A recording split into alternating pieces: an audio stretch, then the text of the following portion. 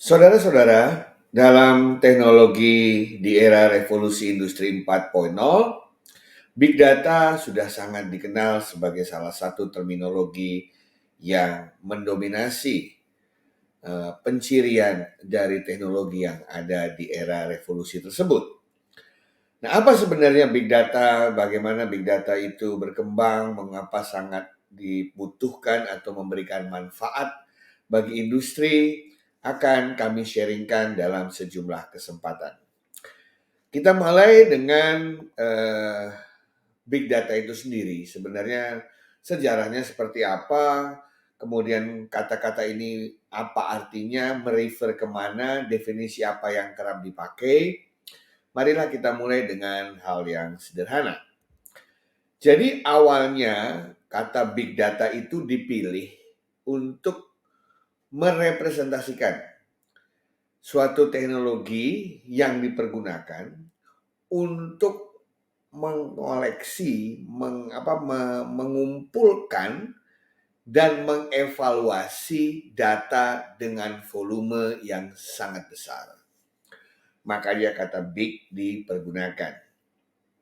Nah, data set ini atau set of data ini saking besarnya dan beraneka ragamnya jenisnya, sangat mustahil atau sulit jika harus diolah, dievaluasi, dianalisis dengan menggunakan metode konvensional. Jadi dengan kata lain, ada karakteristik dari data yang tidak mungkin atau sulit sekali jika Anda harus mengolahnya dengan cara-cara konvensional. Misalnya menggunakan spreadsheet biasa atau menggunakan aplikasi-aplikasi sederhana. Nah, tujuannya adalah beragam, mulai bagaimana data yang diperoleh itu bisa diartikan, ya, sehingga memberikan nilai bagi bisnis atau bagi perusahaan. Data bisa mendeskripsikan suatu peristiwa. Data bisa dipakai untuk memprediksi apa yang akan terjadi. Data juga bisa berisi komparasi antara satu fenomena dengan fenomena yang lain. Bahkan dengan data kita bisa mengadakan prediksi yang sifatnya adalah untuk memberikan preskripsi atau rekomendasi. Nah, untuk melakukan itu semua tentu saja melibatkan perangkat lunak dan perangkat keras yang spesifik, terutama dalam hal kemampuan melakukan pengolahan data yang besar tersebut. Jadi dengan kata lain, big data itu kalau kita rangkum semuanya adalah teknologi yang dipergunakan untuk mengevaluasi atau menganalisis data yang jumlahnya sangat besar dengan format yang beraneka ragam dengan tujuan memberikan kontribusi signifikan bagi perusahaan dalam konteks khususnya pengambilan keputusan.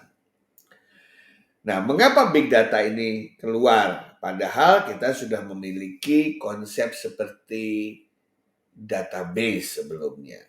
Betul ya? Nah, banyak orang keliru mengartikan bahwa big data itu adalah database yang besar. Tidak. Database, kalau kita belajar ilmu database itu kan isinya adalah record yang akhirnya bisa diperinci lagi menjadi susunan data yang dengan field-field yang jelas gitu ya. Contohnya KTP itu kan ada field nama, agama, alamat, field-fieldnya jelas. Dalam dunia teknologi informasi kita katakan itu sebagai data yang terstruktur. Demikian juga kalau kita lihat data kartu keluarga, ya, data karyawan perusahaan, data transaksi, itu biasanya sudah terstruktur. Karena field-fieldnya jelas, item-itemnya jelas. Nah, big data mulai keluar ketika kita berhadapan dengan data di luar data yang terstruktur atau unstructured data. Misalnya apa? Isi dari WA, konten media sosial, ya, kemudian tulisan-tulisan yang ada pada berita, ya, atau di perusahaan adalah kumpulan dari notulensi rapat dan lain sebagainya, ya, yang tidak mengikuti standar tertentu. Bentuknya pun belum tentu teks, ada yang dalam bentuk video, ada yang bentuk audio, ada yang dalam bentuk multimedia. Nah, bagaimana semua data yang beraneka ragam itu, ya, dengan volume yang besar sekali, tidak terstruktur, dan ada yang datanya valid, ada yang tidak. Bagaimana kita bisa mengartikan data itu semua, mengolahnya, menganalisis sehingga memberikan suatu knowledge yang berguna bagi perusahaan. Itulah inti dari big data. Nah, big data ini mengemuka setelah terlihat dalam dunia bisnis bahwa ternyata modal, material, mesin, man, dulu kan kita bicara mengenai 4M ya, ternyata tidak cukup untuk membuat perusahaan itu bisa memenangkan persaingan. Bahkan di dunia ini ada perusahaan yang tidak punya 4M, tapi dia bisa menjadi pemain dunia. Ternyata kuncinya adalah karena mereka memiliki sumber daya data. Kita kasih contoh unicorn yang ada di Indonesia. Bukankah Grab, Gojek, Tiket.com misalnya, Traveloka dan lain sebagainya, sebenarnya yang mereka mainkan adalah data. Mereka tidak memiliki aset fisik, mereka tidak memiliki materials atau bahan mentah gitu ya. Tapi hanya dengan memainkan data mereka bisa mempertemukan supply dan demand. Dan melalui data ternyata perusahaan-perusahaan bisa berkembang pesat.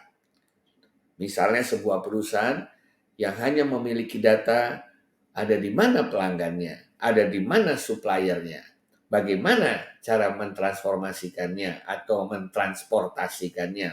Kemudian di mana bisa meminjam uangnya, kapan uangnya harus dicicil, siapa yang bisa membantu marketing, dan lain sebagainya. Hanya dengan mengumpulkan data-data itu semua, maka bisa dijalankan suatu aktivitas ekonomi atau bisnis. Nah, kemudian yang kedua, ternyata yang men-trigger selain data itu penting, ternyata banyak sekali nilai-nilai yang bisa kita dapatkan dari data-data yang di luar data yang terstruktur. Ternyata dari WA kita bisa melihat pembicaraan orang mengenai suatu hal. Dari berita kita bisa mengambil kesimpulan apa yang akan terjadi. Melalui percakapan orang, ya, melalui emoji, ya, yang diberikan, emoticons maksudnya, itu kita bisa mengartikan suasana hati customer dan lain sebagainya. Oleh karena itu data-data yang terkumpul secara digital, belum lagi data-data dari IoT, data-data dari telekomunikasi, ya, data-data dari CCTV dan lain sebagainya, itu dapat diolah sehingga memberikan arti bagi perusahaan. Dan tentu saja yang paling penting adalah ketika data itu dipergunakan untuk keperluan-keperluan terkait dengan fungsi perusahaan. Sebuah bank sangat membutuhkan data perilaku nasabahnya. Kemudian perusahaan retail sangat membutuhkan pengetahuan mengenai produk apa saja yang paling banyak dikonsumsi oleh para konsumennya. Di industri transportasi sangat dibutuhkan pengetahuan mengenai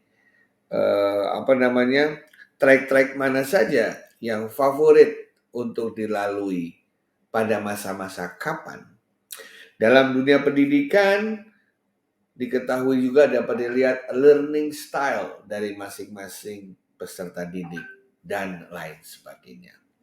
Singkat kata, dari big data kita bisa memperoleh banyak sekali informasi dan pengetahuan yang bisa dipergunakan untuk meningkatkan daya saing perusahaan atau organisasi.